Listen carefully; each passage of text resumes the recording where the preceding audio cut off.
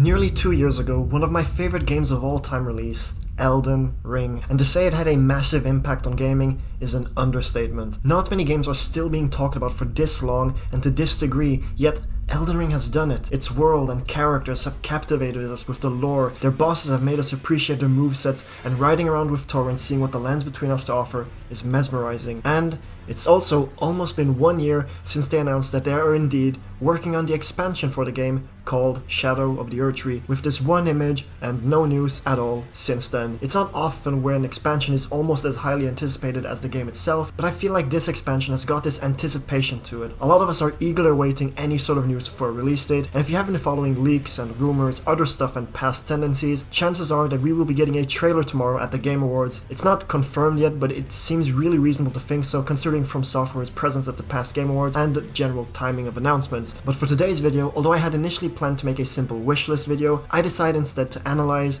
why we are so captivated by Elden Ring and how FromSoftware can do it again in Shadow of the Erdtree. Naturally, the first part of the game that managed to draw so many of us into the world of Elden Ring is in fact the world itself. The Lands Between is up there as one of my favorite worlds to explore in any game ever. It stands there at the top alongside Talon 4 of Metroid Prime, Cyberpunk's Night City, and as recent as the world of Alan Wake 2, consisting of Bright Falls and the Dark Place. The number of landmarks to see, caves to explore, legacy dungeons to conquer is staggering. I mean, the size of Elden Ring is just next level. And with a world this big, it's only natural that the stories therein span across the world with many different tales to tell. FromSoftware worlds have always been very captivating to explore, from the likes of Lordran to Yharnam, and as recently as Rubicon 3, all the worlds have beautiful landscapes to look at in awe, to tons of lore bits that reward you for diving deeper into the worlds, and considering the size of Elden Ring, it shouldn't be surprising that the landmarks and stories you uncover are going to be plentiful. I think it's because of this quantity of stuff that we find that makes it so much fun to explore the Lands Between. You won't constantly be finding incredible landmarks in every corner you turn, or an NPC hiding out in the open, but there's a perfect balance between them. Not in overabundance, but just enough to always keep the next encounter exciting. Take the Legacy dungeons for instance. There are only 6 main dungeons, 7 if you include Mog's Palace of sorts, and if you take a big look at the entire map, there is a lot of mileage between them, which makes them that much more special when you get to one. But between these bigger dungeons, there are also these smaller dungeon-like encounters, from your heroes' graves to catacombs, that have their own challenges and rewards at the end of them. Together, these combination of challenges manage to create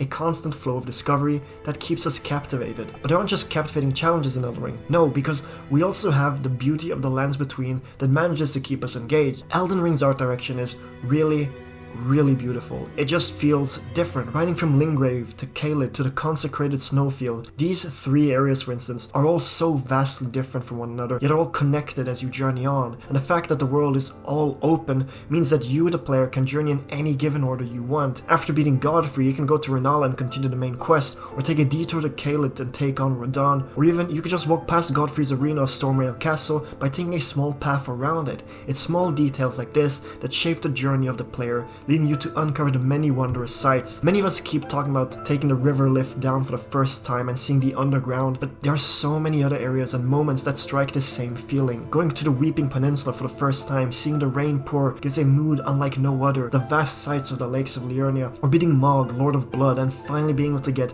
a great view of the underground. These areas aren't just areas made for players to walk across to get to the next objective, but they're areas that captivate us. From the sights they behold, to the battles we face, and important to the world of Elden Ring as well, the stories they tell. I found Mog's story of wanting Miquella is just one of the many stories that captivated me. The idea of this blood dude, whatever, wanting to reach a higher realm with the demigod Miquella is just so frightening, yet had me wanting to learn more about their stories. The stories of Elden Ring are truly marvelous because although everything has this high fantasy feel to it, it all feels very human in the end. We get to connect with the characters, see the choices they make, and thereafter, the consequences as we see them unfold before us. It's disheartening at times for us to see the demise of some of our favorite characters, but it leaves us with memories and experiences we made along the way. But arguably, do you know what is the craziest yet most fascinating piece of evidence that shows us how people have fallen for the stories of this world? One of the secret endings, the Age of Stars ending, has a higher completion status on trophy statistics compared to the normal base game ending. It shows us that people are seeking out the secrets of this world, either organically or by guides, as they wish to pursue a storyline rather than the normal first intended ending.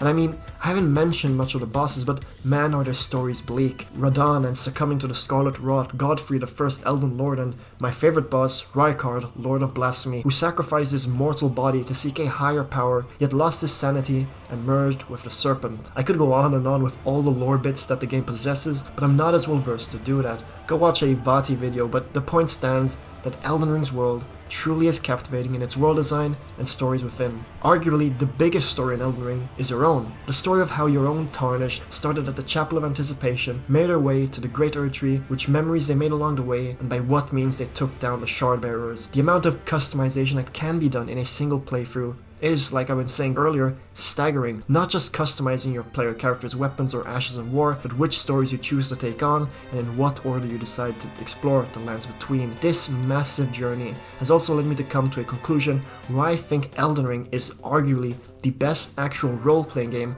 out of the From Software's modern Souls games. Why, yes, the other Souls games also are open-ended to a certain degree, but they don't have that same amount of customization that comes with Elden Ring. From the spirit summons which you can use to take down Malenia, the magic spells that make you take down opponents from afar, or deciding to take on dozens of enemies with Guts' longsword. The customization options, how they can be mixed and matched, makes it so that each player is bound to have come across certain areas in different orders, with different movesets and different combat skills as well, making it all that more personal. There's also one final area where Elden Ring both shines and falls short in my eyes, which are the boss fights. Although, yes, I do love a lot of the boss fights, I've got to mention the few gripes that I have with them. For one, the late game difficulty spike, which doesn't just apply to the boss fights, is very steep. Lots of boss fights are reused, and although lots have cool movesets, chances are you're going to see how another boss has the same moveset. And finally, bosses seem to be made in favor of using summons. These are just some of my few observations and critiques with Elden Ring's boss fights, but the positives on the other hand of these fights are really phenomenal. From deep lore, exceptional score, extremely unique designs, attacks that are choreographed to make it look like cinema. A lot of times when I would constantly die, I would just stare at awe at how the bosses would change forms and add new moves. They all have this gravitas to them. So with all these positives, I'm very excited for Shadow of the Erdtree. This expansion will be the longest wait in From Software's history from the initial release to the game until the expansion drops, which I think is correct. So there's somewhat of a pressure for them to deliver, and if we're looking at From Software's output over the last 15 years, we know they will deliver. With Elden Ring being one of the biggest game releases of all time, this expansion has to carry that same energy and weight that the base game had, and although it will be a hard task to deliver an experience just as compelling as Elden Ring, I believe that Shadow of the Erdtree will be one of the biggest releases in 2024 when I think it will most likely release. It might not be the biggest release that year, as we have the rumored GTA 6 and other heavy lifters like Final Fantasy VII Rebirth. This new expansion will, no doubt, improve upon the issues that players had with the base game and add more to it, and I believe will set a precedent for what it means to be an expansion. Cyberpunk Phantom Liberty from this year set a precedent for how expansions can improve the narrative of the base game, and Shadow of the Erdtree will probably set a precedent in a gameplay experience, or something like that.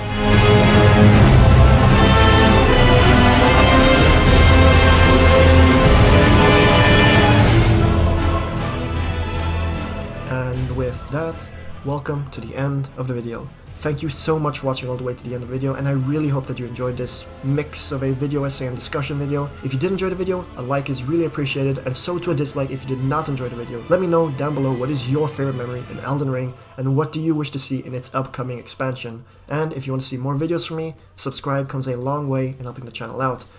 Wow, this was the final normal video of the year, and I'm super happy with all the content I've made this year. I've got one more video in me for this year, which will be out in 2 weeks' time, where I'll talk about my favorite games that I played from this year. It's going to be pretty long, but nonetheless, I hope that you guys will all enjoy it. Right, that's enough for me. I've got to prepare for the Game Awards tomorrow and other stuff. But once again, thanks again for watching, and I hope to see you in the next one. Have a good rest of your day, night, and week. And with that, Storm out.